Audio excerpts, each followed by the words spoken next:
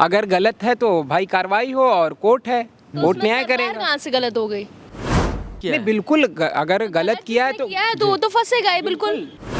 नमस्कार, आप देख रहे हैं लाइव यूपी न्यूज़ 24। मैं हूं आपके साथ लक्ष्मी शंकर मिश्र। सियासत बहुत ही गर्मा गई है। यूपी के सियासी हलके में एक नया बवंडर खड़ा कर दिया है अखिलेश यादव ने एक बयान देकर, और वो बयान ऐसा है जिससे खलबली मच जाएगी। बयान ये है कि अधिकारियों को बाहर के प्रदेशों से बुलाया जाता है और बीजेपी उनको मनमाने तरीके से काम करवाती है, ताकि उनको ये कहा जाता है कि आप तो अपने प्रदेश लौट जाएंगे। रवि, इस समय जबकि 6 राज्यों में चुनाव है, उसके बाद लोकसभा का भी 5 राज्यों में जो चुनाव चल रहा है, लोकसभा का भी चुनाव है, उस बीच में अखिलेश यादव का इतना बड़ा आरोप किस तरीके से देखते हैं आप?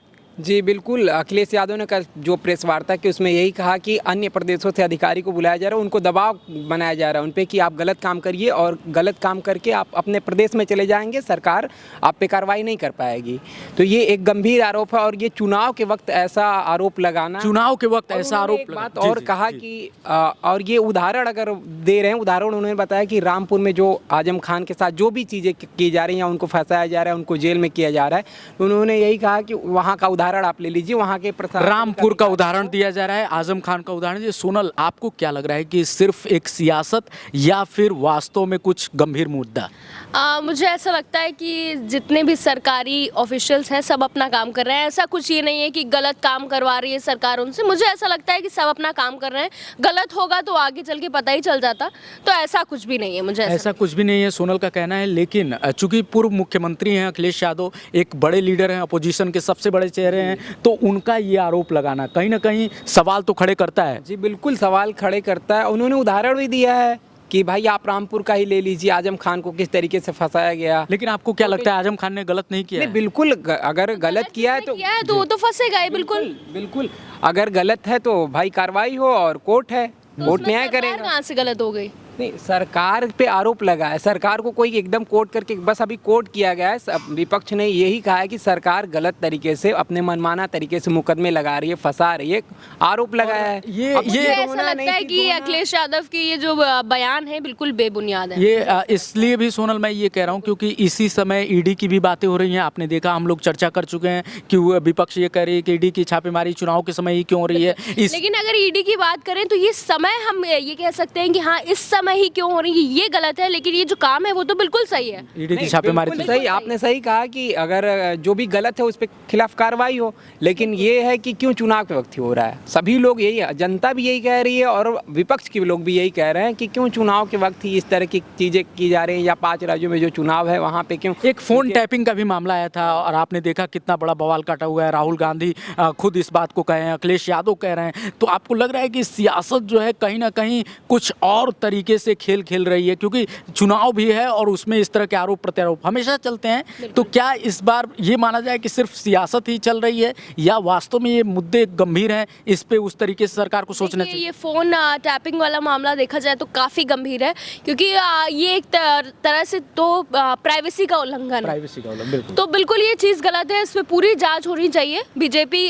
ने भी कहा है कि हम इस पे कड़ी जांच करेंगे, तो जो भी होगा वो बिल्कुल पता चलेगा। जो भी जांचें होंगी। और ये जो आज कल का जो आरोप है अखिलेश यादव का, आपको क्या लग रहा है इस पे? क्योंकि अभी तक कोई प्रतिक्रिया बीजेपी की तरफ से नहीं आई है, तो क्या उनकी आगे की रणनीति होगी, आपको क्या लग रहा है?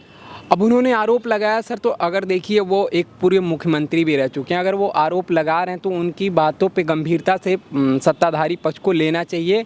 और अगर इस तरह की कार्रवाई की जा रही है तो मेरे हिसाब से ये तो नहीं होना चाहिए कि। आपको क्या लगता है कि ऐसा संभव होता है कि बाहर के अधिकारियों को बुलाया जाए, उनसे गलत काम? अभी तक तो सर ये हुआ नहीं है और होना भी नहीं चाहिए। ऐसा अभी तक तो हुआ नहीं है कि अन्य प्रदेशों से अपने प्रदेश में बुला के इस तरह की गतिविधि कराई जाए या किसी नहीं, देखिए अधिकारी तो आते हैं, नो डाउट, ये तो नहीं आते हैं, ठीक है, चुनावी कार्य में आते हैं या जो भी चीज़ें करने, लेकिन एक सही चीज़ करने के लिए आते हैं। अब ये आरोप लगा रहे हैं कि जो चीज़ें लगा रहे हैं अखिलेश, कुल मिला के देखिए चुनावी वक्त है, सियासत अपनी तेज कर दी गई है, हर कोई आरोप प्रत्यारोप लगाएगा। बीजेपी सपा को घेरेगी, सपा बीजेपी को घेरेगी, कांग्रेस एक दूसरे पे हमलावर होंगे। लेकिन मेन बात हमारा क्या है, हम क्या उठा रहे हैं कि आखिर आम आदमी के मुद्दे कहाँ हैं इसमें? न तो हमें फ़ोन टैपिंग से मतलब है, न तो हमें ईडी से मतलब है, हमें शिक्षा से मतलब है। मुझे लगता है कहीं ना कहीं भटक गया है। बिल्कुल, शिक्षा, स्वास्थ्य, रोजगार कहाँ है?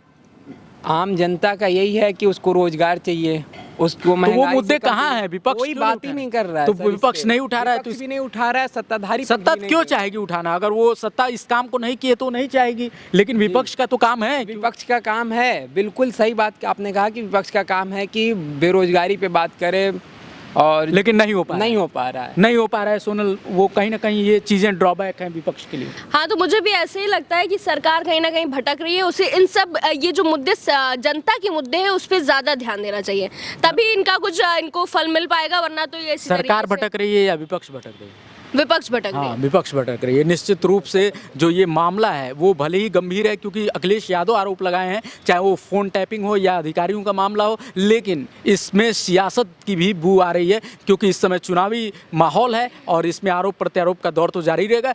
राजनीति से जुड़ी हर एक अपडेट के लिए बने रहिए लाइव यूपी न्यूज़ 24 के साथ। मिलते हैं अगले वीडियो में। नमस्कार।